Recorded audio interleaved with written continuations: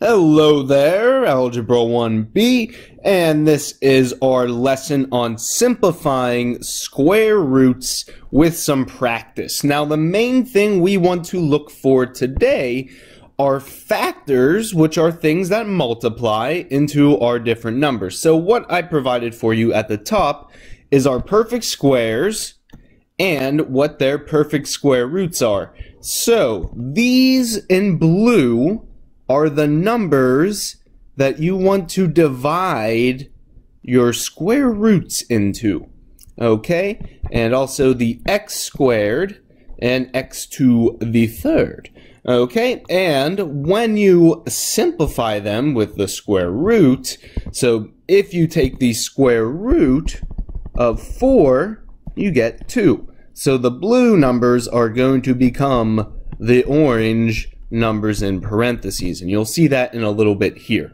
Okay, so our first type of simplifying square roots is with variables. Now the key thing to know is with square roots, there's really a hidden 2 in front of the radical. You will get into things like cubic roots and such, but for us, if there's nothing there, that means there's a 2. And what that means is you want to count how many pairs, in our case, of variables we can remove. Think of like pairs of socks, okay? You have to remove pairs of socks from your drawer, okay? So that means you have to remove 2 at a time. So if we have x to the 8th, the way we can think of this, if our radical sign is our sock drawer, we have 8 socks in our drawer.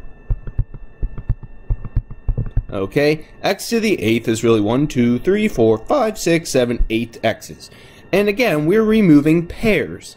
So the pairs of x we can remove, okay, we'll do in blue. Here's 1 pair, here's 2 pairs, here's 3 pairs, and here's 4 pairs of socks, essentially. There's 1, 2, 3, 4.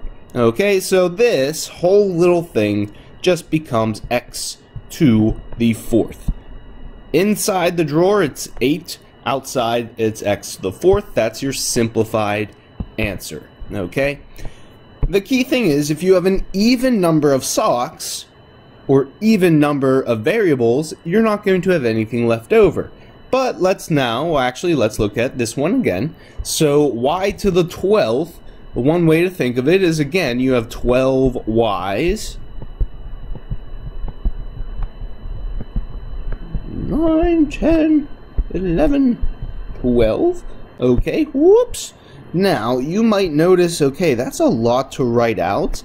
But again, it might help you to realize there's 1, 2, 3, 4, 5, 6 pairs of y's. So it's really y to the 6th. Really, it's almost like you're dividing this by 2, okay? That's if it's even. But what if it's odd?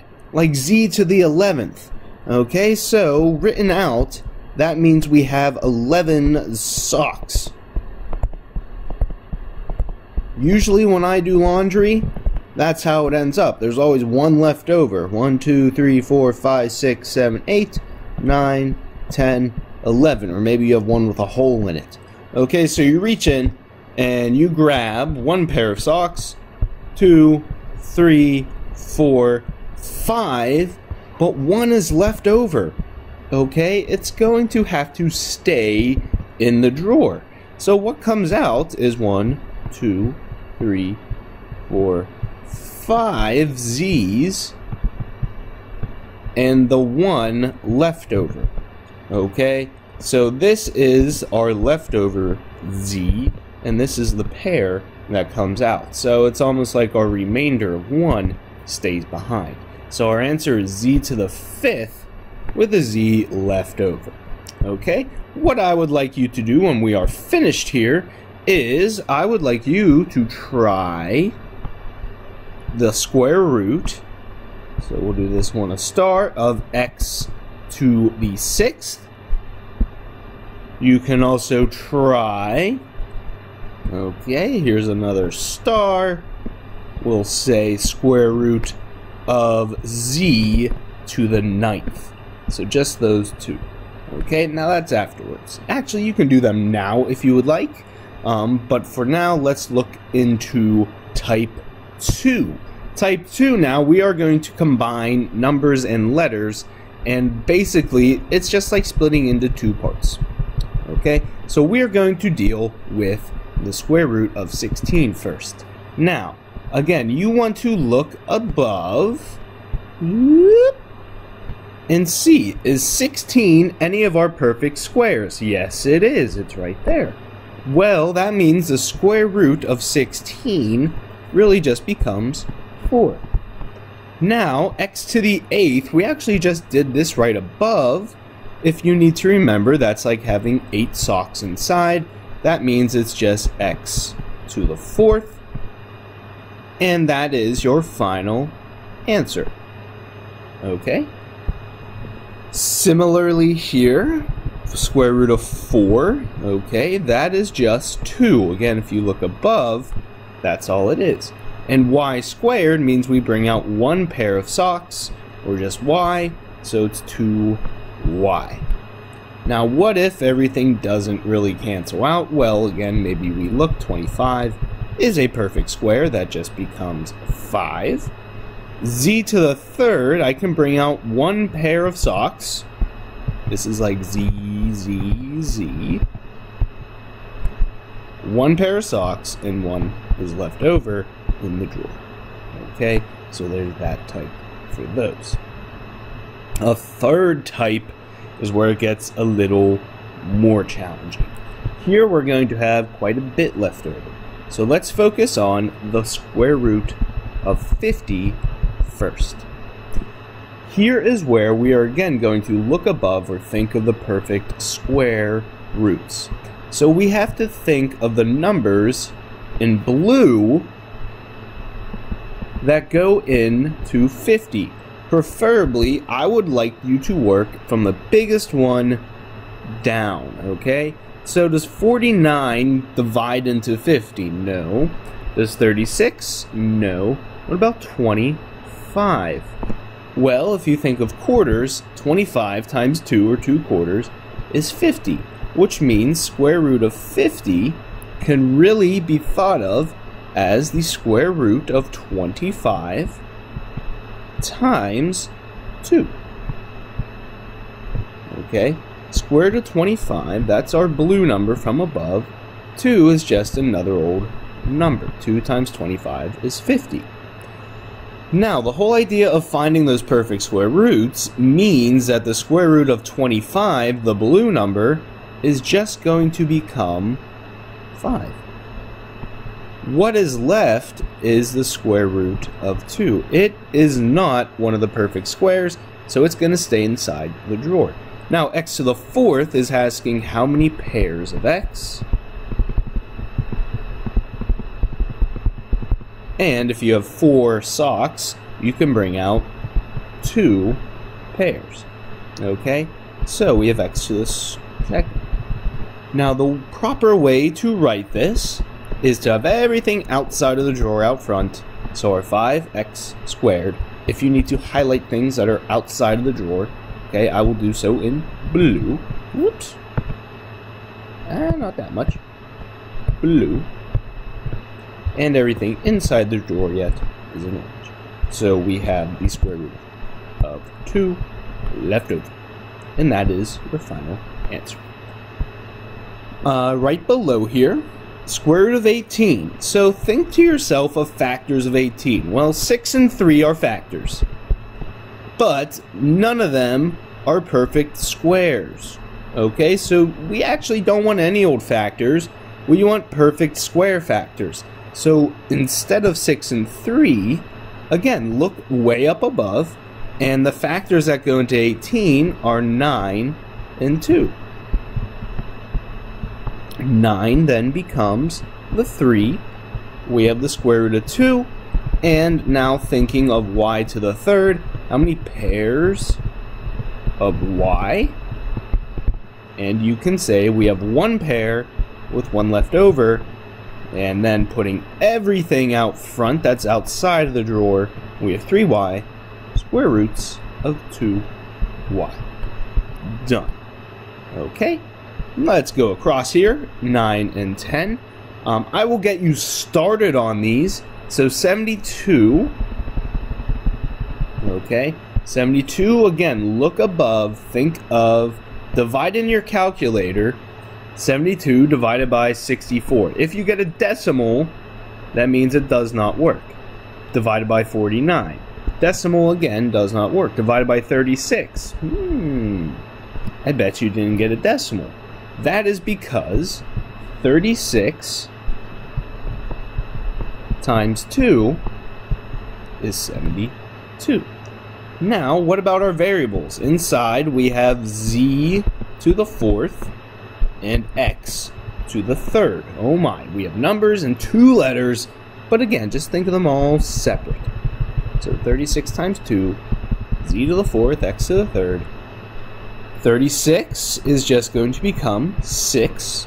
Square root of 2 does not break down. Z to the 4th, how many pairs of z? That means there's 2 of them.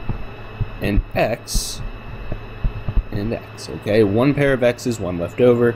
Lastly, combining everything outside is 6z squared x, square root of 2x. Where did all that come from? 6 is outside, z squared is outside, x is outside. Everything inside is 2 and x. Okay? Number 10 is for you to try, okay? So first, think about what can 8 be broken down into. It is something times something else. And specifically think how many pairs of y. Okay? So that is for you. Your answer should have something out front, square root, and something inside. So that is your task to fill those out. After you look at these next ones. Okay? 11, 12, 13, and 14. Oh my goodness. Again, don't let them scare you.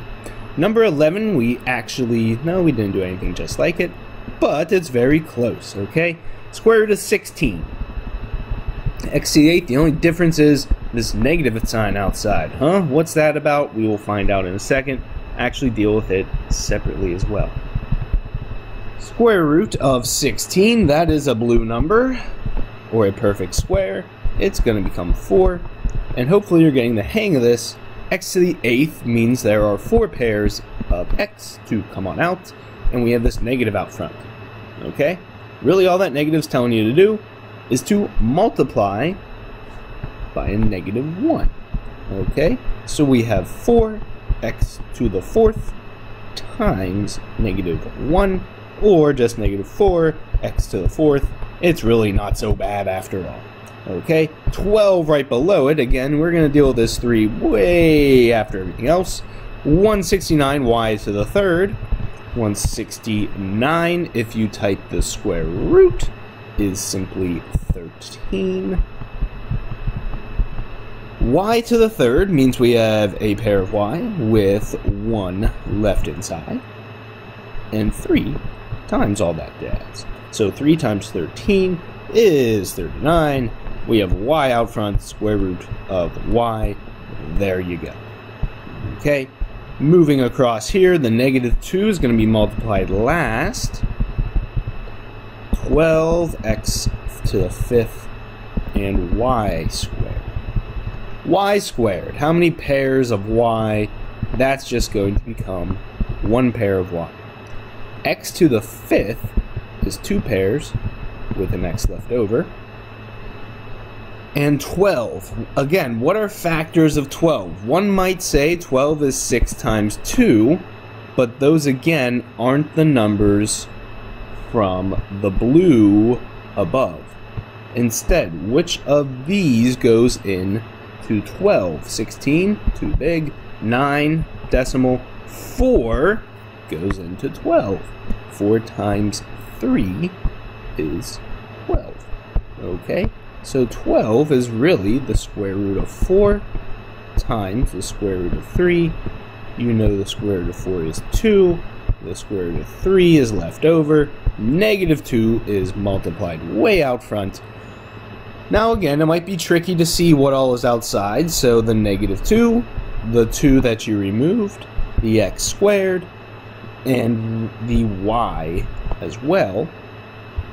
Everything in purple is inside of the radical, so we'll just write everything that I have highlighted in blue out front. Well, negative 2 times 2 is negative 4. X squared, y square root of 3x. Okay, sorry if it looked like that y came outside. Remember, it was a pair of y's, so it just became one y that was outside. Okay, and the last example I will show you is 14. This time, the square root of 3 is inside the radical. Okay, there are no perfect squares that go inside of 3. Okay, you divide it by all those blue numbers, nothing goes into it. So we can break up how many pairs of x are coming out. Well, 2 pairs are coming out if you have 4 sockets. Okay, y, square root of y, z squared, square root of z, and the square root of 3 stays the same. Okay, moving everything outside the drawer, x squared, y, z squared, everything inside the drawer, 3y, z. Your mother is happy because everything is inside the drawer that should be, and you have a nice pair of items outside. Okay, all of these starred problems are then for you to try, so make sure you go back and try all the star problems. Okay, and that is what you will be submitting. And again, just try your best and have fun. That's what it's all about. So thanks for watching and have a good day.